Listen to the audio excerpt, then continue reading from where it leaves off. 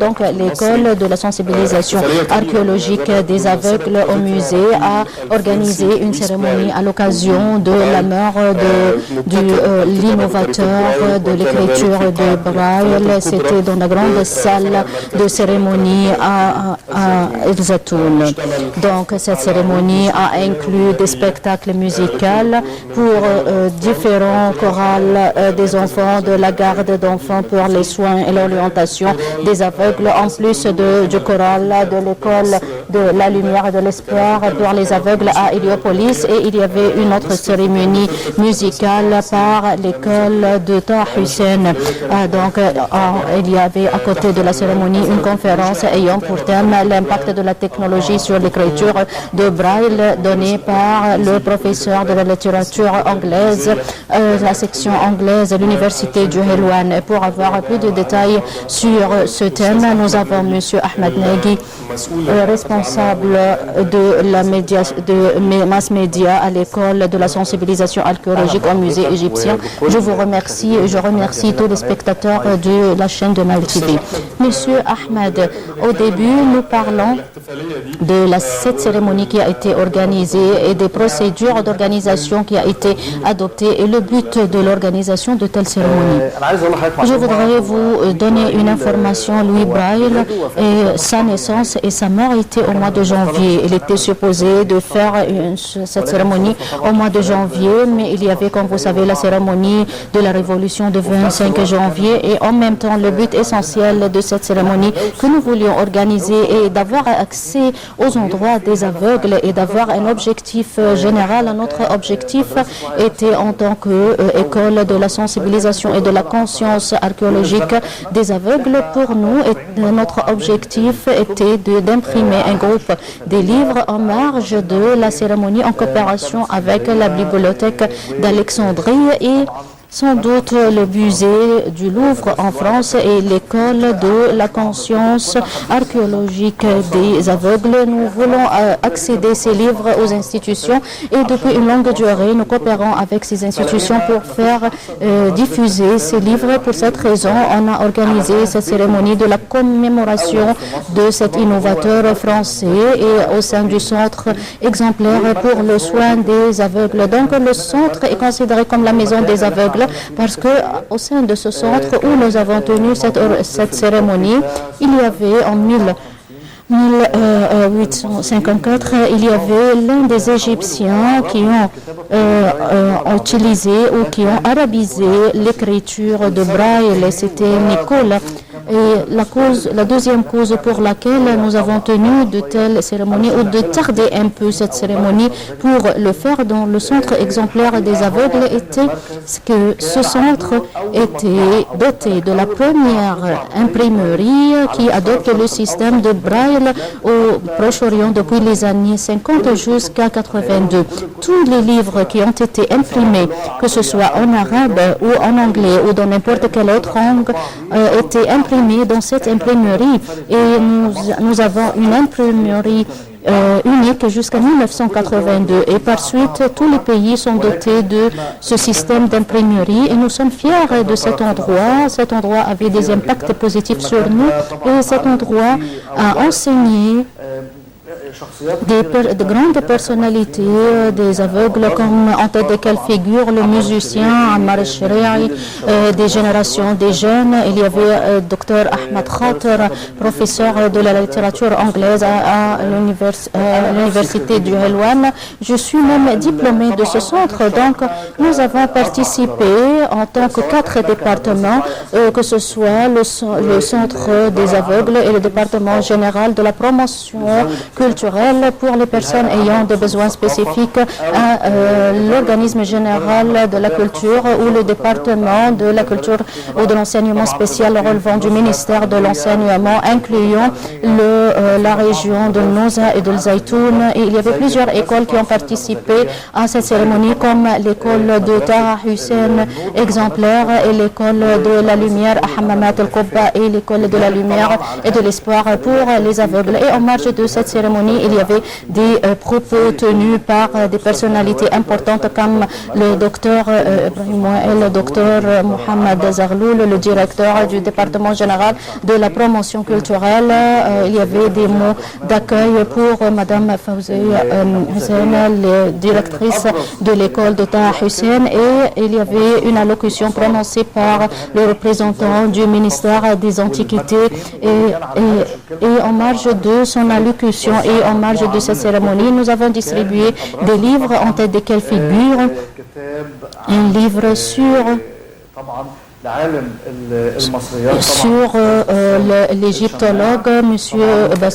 Bassam El-Shamma. Comme vous voyez, ce livre est imprimé avec le système de Braille. De même, Madame Tahani, en coopération avec le centre d'Alexandrie, a imprimé un livre sur la bibliothèque d'Alexandrie tout en adoptant le système de Braille. Comme vous voyez, c'est le modèle des livres distribués en plus de l'hiéroglyphe. Un livre d'hiéroglyphes qui a été imprimé en France en coopération avec le musée du Louvre et en coopération avec la directrice du musée égyptien en 2009. Et nous avons révisé ce livre de manière à aller de pair avec les besoins des aveugles. De même, on a fait l'hiéroglyphe qui s'est inspiré de l'écriture de Braille et nous avons pu distribuer ce livre sur un groupe des institutions. On va retourner ces livres, mais je voudrais évoquer les coulisses de cette cérémonie. Comment vous avez pu réunir toutes ces institutions, toutes les personnes qui ont participé à cette cérémonie et quels sont les obstacles que vous avez affrontés? Je sais très bien que vous organisez des événements tout au long de l'année. Alors, comment vous avez organisé et préparé cet événement? Cet événement a été préparé depuis 2 mois.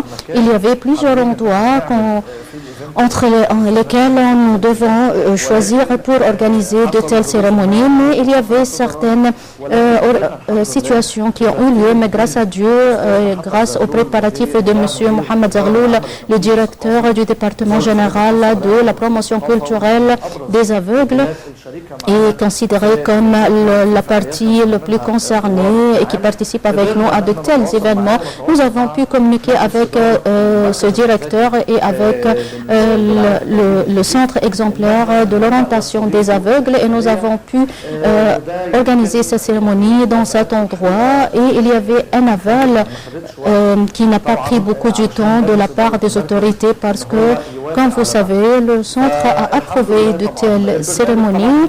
Concernant le programme, c'était la deuxième phase que nous avons adoptée. Nous voulions que les 4 autorités prennent part à cette cérémonie, que ce soit par des allocutions ou par la musique.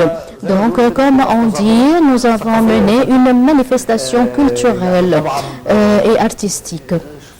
Artistique signifie que nous avions des troupes musicales, des chorales qui ont chanté des chansons patriotiques et nous avons commencé par la chorale des enfants de 5 à 6 ans, le choral de la garderie d'enfants, de l'école des aveugles et il y avait une équipe de l'école de Taha Hussein et au centre de même il y avait le choral de l'école de la lumière et de l'espoir. Concernant le côté culturel, il y avait une conférence donnée sur la technologie et son impact sur l'écriture de Braille et Dr Ahmed Khater a donné cette conférence. C'est un homme aveugle et il est le fils du centre. De même, il est le professeur de la littérature anglaise à la faculté de lettres à l'université de Helwan et il a donné cette conférence parce qu'il est expérimenté dans ce domaine concernant le système de Braille. Et parmi les événements culturels figure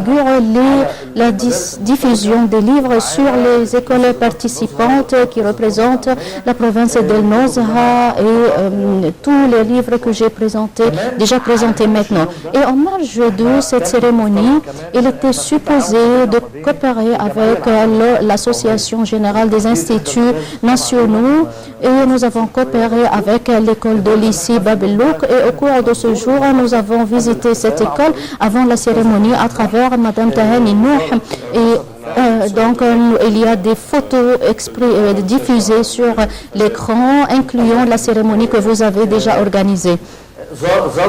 Donc, elle a visité l'école et elle a distribué des exemples, des livres sur les enfants aveugles sur lesquels on applique le système de l'intégration. Pour cette raison, nous voulions faire rapprocher le système de Braille à ces enfants et de manière, ce livre sera une sorte de noyau pour l'enseignement des enfants aveugles. Donc, notre journée a commencé à 11 h du matin, s'est terminée à 17 h du soir. Il y avait 4 autorités, comme j'ai déjà mentionné, en plus de l'Association nationale des instituts nationaux qui devaient participer à cette cérémonie. Mais pour certaines situations, nous avons divisé la journée en 2 parties.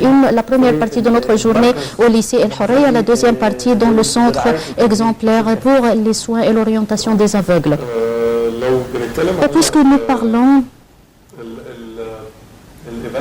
de cet événement qui est considéré comme une série des événements que vous allez organiser au cours de la prochaine période. Donc, nous voulons évoquer la carte de la cérémonie de l'an 2016. Alors, nous organisons pas seulement des cérémonies, mais on essaie d'accéder aux enfants à travers des ateliers de travail, des programmes de conscience archéologique. Et avant cette cérémonie, tout au long de congés de mi-année, nous avons organisé un programme de la conscience archéologique en coopération avec le secteur islamique et avec le département général de la promotion des personnes aveugles relevant du centre des antiquités. Et de même, nous avons coopéré avec l'association au sein de la République. Nous avons mené des visites au sein du musée égyptien. De même, il y avait des visites pour les antiquités à la citadelle. Nous avons tenu des ateliers de travail dans plusieurs endroits, comme la librairie d'El Mahadi et comme le centre des artisanats traditionnels et la maison de la culture de Rodolphe Farag. Nous avons commencé cet événement le 4 février. Nous l'avons terminé à 14 février. Donc, le mois de février était surchargé. Et pendant le mois de mars, l'une des ONG va organiser une cérémonie de grande ampleur le 18 mars. Il y aura un spectacle théâtral que nous avons déjà présenté lors de la journée internationale de l'handicap au cours du mois de novembre. La journée internationale de l'aveugle était au mois d'octobre passé. On va faire le même spectacle théâtral le 18 mars.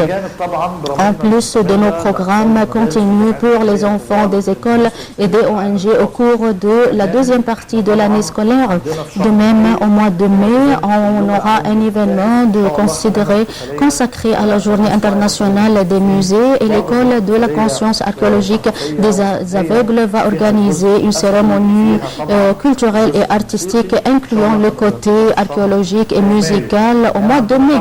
De même, nous avons, Inch'Allah, au mois de après de Ramadan et la fête, on va poursuivre le programme estival en coopération avec les ONG. Ensuite, nous aurons la cérémonie de la journée internationale de l'aveugle au mois d'octobre et au mois de décembre. Il y aura la journée internationale des personnes qui défient l'handicap grâce à Dieu en tant qu'équipe.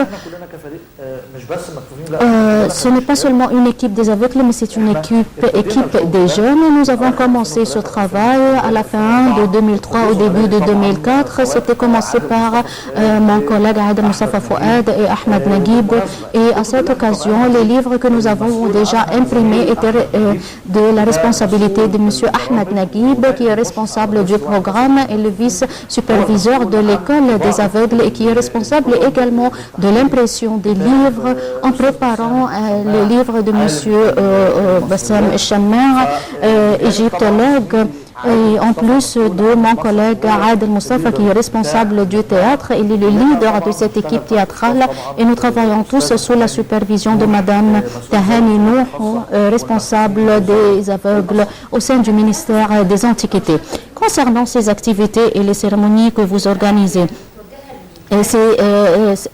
quelles sont les catégories ciblées par cette cérémonie? Est-ce que ce sont les enfants, les jeunes ou c'est disponible pour tous les aveugles ou pour toutes les personnes? Donc, premièrement, La catégorie ciblée sont les enfants et les jeunes aveugles et toutes les personnes aveugles. Au cours de la dernière cérémonie déjà organisée hier, nous avons fait des propagandes sur les réseaux de communication sociale en coopération avec les autorités concernées. Je voudrais vous dire que nous demandons l'assistance des volontaires, des jeunes non aveugles. Et nous avons pu créer un état ou un cas. Nous avons fait une manifestation culturelle et artistique. Si quelqu'un peut vous communiquer, est-ce que vous avez une page sur le Facebook? Oui, nous avons notre page d'accueil, Prime School, Egyptian Museum, et j'ai mon propre page appelée Ahmed Nagui. Ils peuvent communiquer avec nous à n'importe quel moment. Nous sommes disponibles à mener les communications nécessaires avec les autres personnes ou avec les autres institutions, et spécialement les institutions, parce qu'on compte sur l'idée du réseautage. Nous faisons partie du musée égyptien, mais nous essayons de surmonter le manque du budget à travers l'idée du réseautage.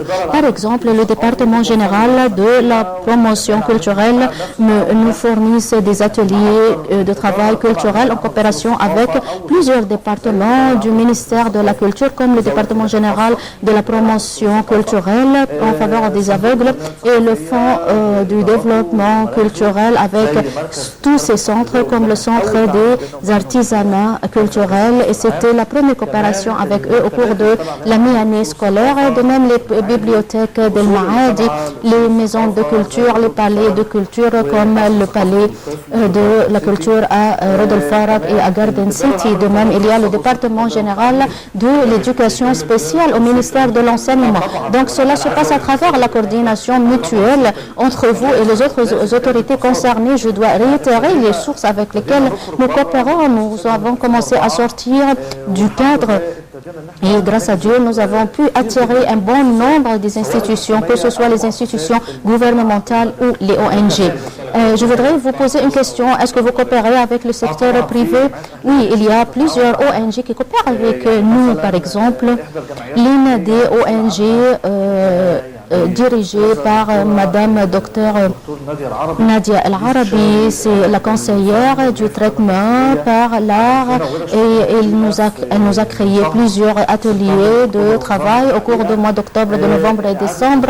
De même, elle a fait le recyclage des produits comme le papier et comme les autres produits. Nous avons fait le recyclage des produits négligés et nous avons pu faire des croquis et cette association a coopéré avec nous au cours de la dernière période, et on essaye autant que possible comme une équipe de travail de renouveler ou de faire une sorte de rafraîchissement des institutions qui œuvrent avec nous. À la fin de notre interview, nous étions très ravis de vous rencontrer aujourd'hui. On vous assiste et on vous salue pour votre courage, pour votre détermination dans le cadre des projets réalisés. Alors, donc, c'est une réalisation accomplie de grande ampleur de votre part. On vous salue considérablement au fond de mon cœur. Nous sommes très ravis d'entendre vos nouvelles et vos réalisations accomplies, et que Dieu vous assiste. En tant que jeunes, on essaye autant que possible d'atteindre ou d'avoir accès au public. On essaye avec la pénurie des potentialités, mais on vous promet d'être à la hauteur de toutes vos attentes. Alors, on vous remercie infiniment. Je vous remercie, Monsieur Ahmed Nagui. Merci. Alors voilà, c'est ainsi donc que prend fin cette édition consacrée à Bonjour Égypte. Nous avions un sujet, j'espère qu'il vous a plu, tel que nous, on a été passionnés de poser des questions. On se retrouve demain avec une nouvelle équipe pour une nouvelle édition de Bonjour Égypte. À très bientôt.